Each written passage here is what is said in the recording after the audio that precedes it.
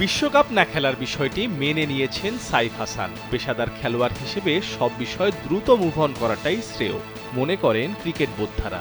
গণমাধ্যমের সাথে বিসিএল এর প্রস্তুতির মাঝে কথা বলে এমনটাই জানিয়েছেন দেশসেরা এই ড্যাশিং ওপেনার।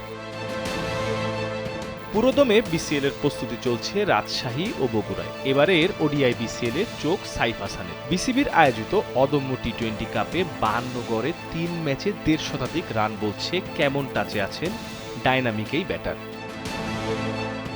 পাকিস্তান সিরিজে টেস্ট ও ওডিআইতে বাংলাদেশের টপ অর্ডারে সাইফের উপর ভরসা রাখছেন কোচরাও।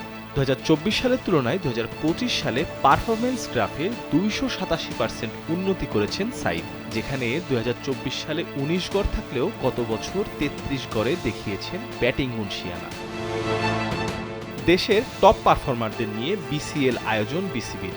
আসলে কি বিসিএল নাকি পাকিস্তান সিরিজে চোখ? প্রশ্নটা এখন ঘুরছে সবার মাথায়, কেননা 2 বছর পর ওডিআই ফরম্যাটে ফিরছে বিসিএল।